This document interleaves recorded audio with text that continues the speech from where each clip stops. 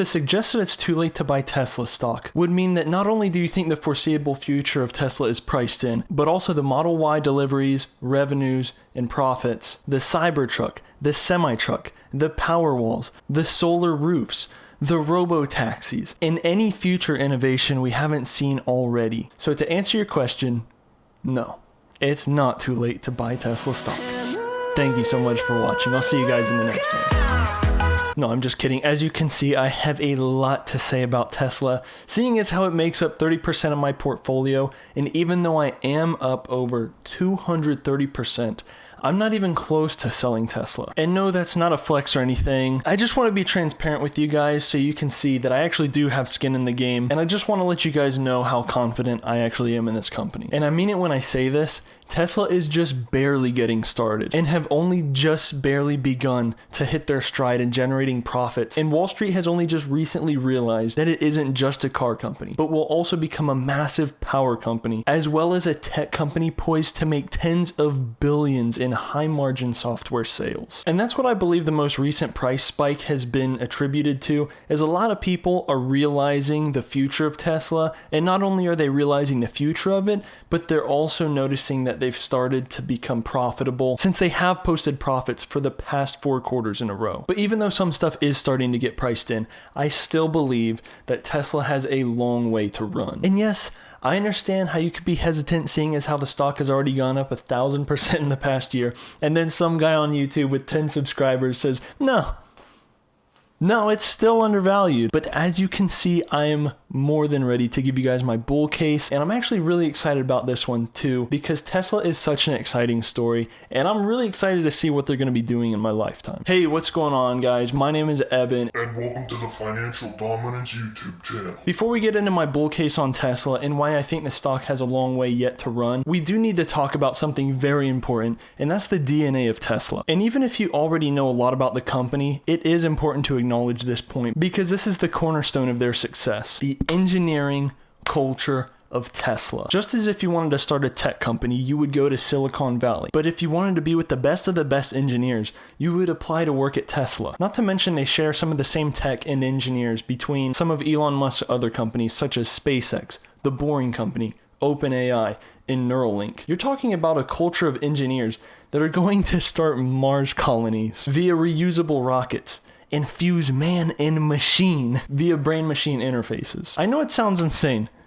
Trust me, I know. But all of these companies already have proof of concept and are already operating, such as The Boring Company, who already has tunnels underneath LA, and SpaceX, who's already sent 2 astronauts to the ISS, and they've already made it there and back safely. And they literally just demoed a working brain-machine interface on some pigs on Friday. And if you haven't seen it yet, I highly recommend you go to Neuralink's YouTube channel and watch that whole presentation, because even though they're different companies, the DNA exists in both. It actually makes me wonder if like Elon and his team might already have Neuralinks. And if it's under your hair, you can't see it at all. In fact, I could have a Neuralink right now and you wouldn't know. Maybe I do. Anyway, now that we're up to speed on just how serious their engineering is, here's why the stock is already so high and has jumped so high recently. But also, in just a minute, I'm going to be telling you some things that will be possible drivers for future growth. And why, yes, I'm up 230%, but I'm not even close to selling. And this part's important because even if you don't own Tesla shares yet, and you may have missed out on tripling or quadrupling your money in the past 3 months, it's just been crazy. And even though future gains are not guaranteed, and it could possibly stay flat for the next 5 years or so, I still think there's a strong likelihood it's still got room to 2, 3, maybe 4x from here, depending on how long your time horizon is. For example, I totally plan on holding Tesla until robo-taxis happen, and then I'll reevaluate from there. Most likely I'll continue to hold. You just got to build your own thesis around the company and monitor progress along the way and make sure your thesis is still viable. But I believe the stock has gone parabolic lately because Tesla has now reported 4 quarters in a row of modest profits. And I say modest because they're still in the growth phase of things, and they're putting that cash to work to fuel future growth as opposed to taking profits now or paying a dividend. And even though these profits have qualified them for S&P 500 inclusion, that's really not that big of a deal to me, but it's still an important milestone that does deserve some recognition. But to me, that doesn't seem much of a driving force behind the price spike lately. Rather, I think it's people who, after seeing them post profits and understanding their thesis, I think retail investors in Wall Street are now like, maybe they're not just another car company. Maybe they won't go bankrupt. But what has also led to this price spike is the success of the Model Y. And I believe when they report Q3 numbers on the Model Y deliveries and they report profits, I wouldn't be surprised if the stock goes parabolic again. It's not investing advice, but it's just that when the public and when Wall Street, they get more information, and you see these analysts tend to raise their price targets. And then everybody just kind of jumps on board. And as you can see, Galileo from HyperChange, a Tesla analyst and reporter here on YouTube, endorsed by Elon Musk himself, has some estimates on the Model Y deliveries in Q3 and Q4 equaling that of the Model 3, which is just insane since we know the profit margins on the Model Y are even higher than the 3. So it's hard to say whether the recent profitability has driven the price, or is it the S&P 500 inclusion, or is it the successful ramping in production of the Model Y? Honestly, the truth is that I don't really care about the past and what is driving that price. I am more interested in what the business is and what they're doing in the future. And this is the part I'm most excited about, because Tesla's future products are going to just bolster that stock price, and it's going to justify that valuation even more, if not price in more future growth, such as the Cybertruck. I mean, 1 million reservations.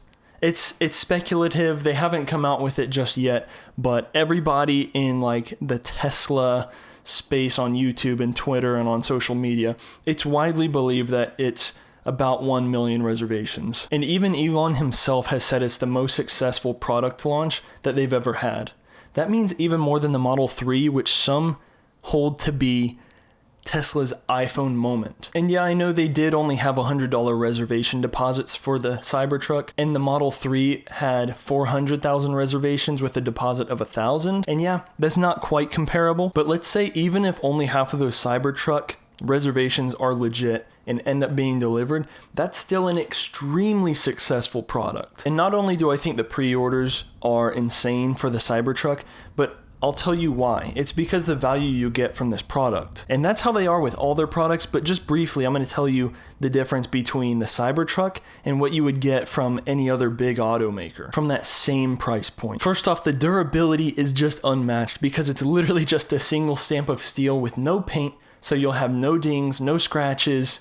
I mean, have you ever seen those beat up contractor trucks? I mean, not putting down contractors, but the trucks are just not durable for the type of work that you need on just like a day-to-day basis. So literally Cybertruck's steel exoskeleton would be perfect for that. And I mean, if you're on a work site doing worker stuff, you're gonna have power tools, and there's power outlets on the truck because, I mean, it's a massive battery. You don't need a generator on the work site. You literally just plug it into the massive truck battery. And it also has a built-in air compressor, which if it's a work truck, you're probably gonna be picking up nails and stray stuff like that in your tires. I mean, I know I do. I use an air compressor pretty much weekly, if not several times a week, for my own work truck from picking stuff up in my tires. And so, you know, obviously if you have a trailer, you need to be able to tow, which brings me to towing. Tesla has made their truck competitive in towing capacity, whether it's single motor at 40 grand, dual motor at 50 grand, or tri-motor at 70 grand. They're competitive in all price points. And not only that, but yeah, you can expect about 200,000 to 300,000 miles out of a normal truck, but it's widely speculated, but also somewhat confirmed that Tesla is going to be able to achieve the 1,000,000-mile battery, meaning you're basically, for the price of one truck, it's going to go 5 times as long, which is literally just insane. Like, the value per dollar is just unmatched. And yeah, you might think it's ugly. I thought it was too at first, but you know, the longer you see it, the more it kind of grows on you. But either way, that value proposition and those pre-orders, both put together, I think this can kind of put you at ease as an investor that it's going to be an extremely successful product and is only going to make the stock soar further. And I mean, I don't mean this to be like a, you know, itemized product list of Tesla or like a commercial, but it's important to understand what they're offering and why they're able to offer better solutions than other companies. Which brings me to the Tesla semi-trucks. I'm telling you, the value propositions, there's no doubt in my mind that this semi-truck will make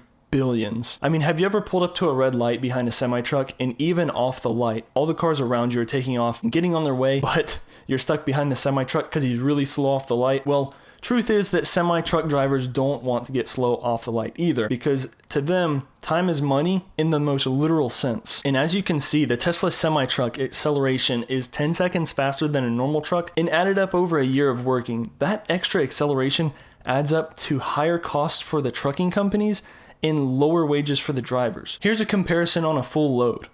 I mean, I think you get my point. The thing is the Tesla semi-trucks don't just get off the line better.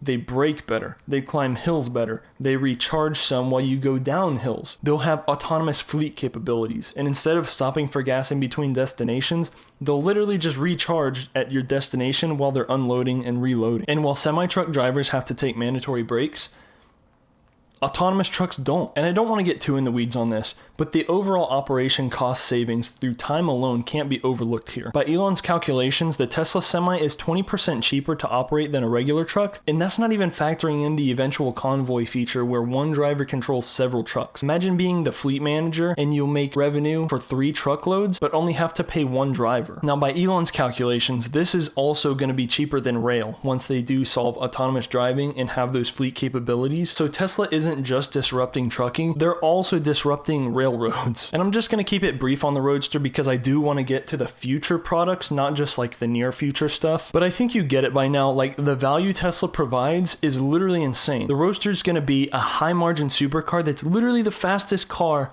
and has the fastest acceleration ever. Not to mention there's going to be a SpaceX package that has actual boosters behind the license plate. I mean, what other supercar offers that same value for only $250,000? And I know that's a lot of money still, but when you put it in the realm of supercars, that's less expensive than a Lamborghini, than McLarens, than Bugattis, which are all way more expensive cars for less performance. And I know I do sound a little bit blindly bullish, but their product pipeline is delivering so much value that there's no question in my mind that they're going to be able to launch all these products and be wildly successful with all of them. Because each one of these products offers, for the same price or less, more performance and more value, as well as being much cheaper in the long run for the long-term ownership of these products. Now for the part of the video that I am most excited about, the future. Robotaxis are likely going to be a thing as long as Tesla figures out full self-driving first or close to first. I'm not as bullish on this one as everyone else, but I'm still very bullish because if you watch my Intel video, I talk about Mobileye, who is actually doing big things in that industry, and they actually provided Tesla self-driving tech at the beginning, but they no longer do. They split that partnership off. But anyway, full self-driving will become a thing, and due to vertical integration, Tesla will be able to offer way cheaper prices than Uber and Lyft for taxi service and still turn a profit, which Uber and Lyft have yet to do even after, I think, a decade of operation. It's going to be as easy as Tesla sending out an over-the-air update once full self-driving is complete, and then you'll just get a notification on your phone saying, hey, you can now turn your Tesla into a robotaxi and make extra money when you don't need it. The value propositions, that's the thing. Like, I know it sounds crazy, but a lot of people are working on this stuff, and the way that Tesla structures their business, they're able to offer so much value that other companies just can't compete with. And once this feature does roll out, if we just take Uber and Lyft's combined 2019 revenue, it will add roughly $20 billion in revenue to Tesla's balance sheet. Just so you know, Tesla did $25 billion in revenue in 2019 alone, so it really is, as everybody calls it, the holy grail. Tesla would be about $1 per mile, and Uber and Lyft cost about $2 or $3 per mile. So that cost savings alone is, I mean, that alone is enough to make Tesla be ahead, but also they're doing that profitably, which Uber and Lyft, like I said, still have yet to do. Obviously, it'll take a while for it to go mainstream. I mean, I don't think a lot of people starting off are going to want to get into a driverless car and just trust it. But if they can, well, when they can, it's going to be a huge opportunity. And what goes better with an autonomous car other than some games? Yeah, Tesla's going to have an app store in their car infotainment center, and I believe this is going to be like the next Apple Store or Google Play Store, and is going to lead to even more high margin revenue. If we assume Tesla will solve full self-driving at some point, and I mean really solve it, like we can't have people sitting in cars being rammed into stuff by their car's AI. I'm talking like actually solve it with a lot of people trusting it, then I believe we'll see wide adoption of gaming and entertainment features from those big screens in the front seat. I know, it sounds crazy, but the future does sound crazy when you're looking forward at it, but once you're in it, or you look back at it, It seems so mundane, and you're like, oh, why haven't we had this all along? Which leads me to Tesla Energy, which is probably the biggest opportunity and the least talked about. And I think it's mainly because they're focused on executing car stuff, and at the moment they do have extra vehicle companies popping up here and there, trying to give, some sort of competition. And other companies are working hard on full self-driving. So their resources are not best spent on disrupting big oil quite yet. But once they really focus on the energy side, the plan is to transition the world away from oil to a sustainable future. And their goal is to bring costs down on solar roofs so everybody is producing and storing solar energy from their solar roofs into their Tesla Powerwalls and then selling it to other users on the grid. But the main hurdle right now is that the Tesla solar roofs are very expensive. And it kind of reminds me of the beginning of Tesla's car side of their business, where they had the Model S and the X and also that first Roadster that were very expensive, more niche for the people that can afford it and just want to try it, and then they'll eventually roll that money into the cheaper versions of the products because their solar tech isn't quite ready for mass market yet, but it will be once they manage to reduce costs and increase solar cell efficiency. Once this happens, we're talking about Tesla disrupting a multi-trillion-dollar industry. All in all, it's hard to say what Tesla's stock price will end up being in 10 years, but I guarantee looking back on today's market cap, in 10 years, that $400 billion market cap isn't going to seem quite so insane, because in 10 years, I believe they're going to have hundreds of millions of autonomous cars on the roads with recurring revenue such as taxi rides disrupting Lyft and Uber, meanwhile making billions off of their infotainment centers. So it's really hard to make a case for Tesla's stock price being less in 10 years than it is now, especially with the underrated energy side of their business. I mean, honestly, I could make a 2-hour video on this, but I just wanted to make this video to cover the broad strokes of my bull case. Basically, overall, they're going to be launching a lot of very successful products and more successful products even on top of that we haven't even heard of yet, as well as disrupting big oil and leading to, I wouldn't be surprised if Tesla was a multi-trillion-dollar market cap company in 10, 15 years. And I'll put some links to some of my favorite Tesla channels in the description so you guys can have some extra research material to help in doing your due diligence on Tesla, because I don't have time to pack all the information that I could in this single video. Thank you guys so much for watching. Leave a like if you did enjoy. I put a lot of time into this one, so leaving a like to boost it in the YouTube algorithm is always appreciated. So thank you guys so much for watching. I'll see you in the next one. Later.